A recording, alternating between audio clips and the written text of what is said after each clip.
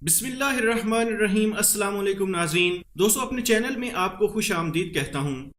دوستو یہودی زائنسٹ کی تھپکی ملنے کے بعد مودی چائنا کے خلاف بین الاقوامی عدالت میں پہنچ گیا ہے۔ بھارت نے موقف اپنایا ہے کہ کرونا بیماری چین سے آئی ہے اور پچھلے تقریباً 1 مہینے سے بھارت کے اندر تباہی مچا رہی ہے، اور بالخصوص بھارت کو معیشت میں تقریباً $100 ارب کا نقصان اٹھانا پڑا ہے۔ بھارت نے موقف اختیار کیا ہے کہ وہ نقصان چین سے وصول کروا کر انہیں دلوایا جائے۔ بھارت نے بین الاقوامی کونسل آف جورسٹ میں پٹیشن دائر کر کے موقف اپنایا ہے کہ جس طرح بھی ممکن ہو ہمیں چین سے یہ پیسہ واپس دلوایا جائے۔ امریکہ اور اسرائیل کے بعد ان کے مشترکہ بیٹے بھارت نے وہی الزام لگایا کہ چین نے کینیڈا کی لیب سے کرونا وائرس لا کر ووہان انسٹیٹیوٹ آف وائرالوجی میں پروسیس کیا، اور وہاں سے انہوں نے اس وائرس پر کام کرنے کے بعد اس کو پوری پلاننگ کے ساتھ دنیا بھر میں پھیلایا ہے اور دنیا بھر کی اکانومی تباہ کی ہے۔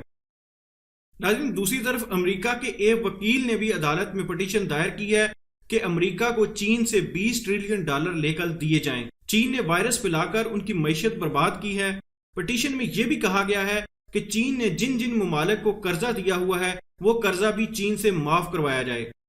ناظرین، اصل کھیل ہی یہی ہے کہ امریکہ نے چین کا $1200 ارب کا قرضہ دینا ہے۔ اب خود امریکہ اپنے پالتو بھارت سمیت تمام حلیف ممالک سے اس طرح کی کمپین چلوا رہا ہے، اور اس کوشش میں ہے کہ یہ معاملہ پوری دنیا میں ایک ساتھ اٹھایا جائے اور پھر تمام ممالک کی جانب سے مشترکہ کیس تیار کر کے بین الاقوامی عدالت لے کر جایا جائے، جہاں سے یہودی زائنسٹ کی بین الاقوامی عدالت کے ذریعے امریکہ، بھارت، اسرائیل سمیت چین کے قرض دہندہ تمام ممالک کو چین کا قرضہ واپس نہ کرنے کا فیصلہ کروایا جائے۔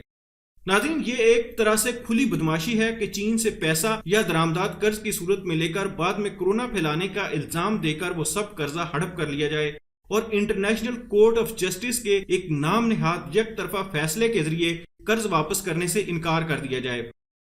اب صہیونی یہود کی جانب سے چین کے ساتھ یہی کچھ کرنے کی کوشش کی جا رہی ہے۔ چین کو تمام واجب الادا قرضوں سے انکار کرنے کے بعد یہ ایک نئی ڈیجیٹل کرنسی کا اجرا کرنے والے ہیں، جس کے نہ تو کوئی ذخائر کسی دوسرے ملک کے پاس ہوں گے اور نہ ہی کوئی ریکارڈ یا کنٹرول کسی دوسرے ملک کے پاس ہوگا۔ اور چونکہ یہ یہودی اپنے تمام حلیفوں سمیت چین کو قرض واپس نہ کرنے کا بین الاقوامی عدالت سے فیصلہ لے چکے ہوں گے، اس لیے وہ چین کو کسی قسم کی کوئی ڈیجیٹل کرنسی بھی واپس نہیں کریں گے، اور دنیا بھر کی تمام معیشتیں ڈیجیٹل کرنسی اور دیگر مالیاتی امور میں ان یہود کی غلام بن کر رہ جائیں گی، کیونکہ یہ یہود اپنے لیے جب جتنی چاہیں ڈیجیٹل کرنسی جنریٹ کر لیں۔ جیسا کہ آپ نے دیکھا ہے کہ بٹ کوائن یا دوسری کرنسیز ہیں، جتنی بھی ڈیجیٹل کرنسی ہیں وہ جو اس کا مالک ہے وہ جتنی چاہے جنریٹ کر سکتا ہے، اور اس کے لیے اسے کسی طرح کے بھی ریزرو رکھنے کی ضرورت نہیں ہوتی، جیسا کہ ڈالر کی صورت میں کیا گیا ہے کہ پیپر کرنسی لائی گئی ہے۔ حالانکہ یہ دنیا بھر میں اصول ہے کہ پیپر کرنسی چھاپنے کے لیے اتنی مالیت کا گولڈ ریزرو میں رکھنا ضروری ہے،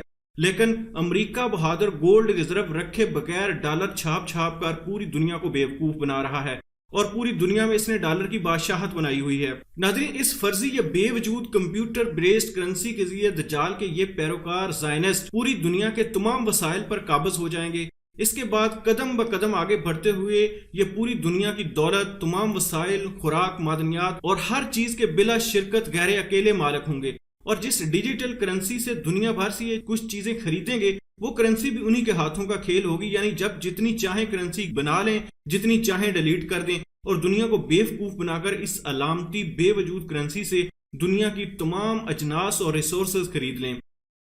دوستو، یہ صہیونی دجالی اب چین سے لیا گیا قرضہ کسی بھی طرح سے سینہ زوری کر کے واپس نہ کرنے کی پلاننگ کر رہے ہیں، تاکہ اس کے بعد ڈیجیٹل کرنسی کے معاملے میں دنیا بھر میں بغیر کسی معاشی طاقت کی شرکت کے صرف اور صرف یہود ہی اس کے اکیلے مالک و مختار ہوں۔ جو چین ہے وہ اس صورتحال میں شدید تر دباؤ میں ہے۔ کل قرض واپس نہ کرنے کا عالمی ایکا ہو گیا تو چین کسی ملک سے زبردستی قرض واپس نہیں لے سکے گا،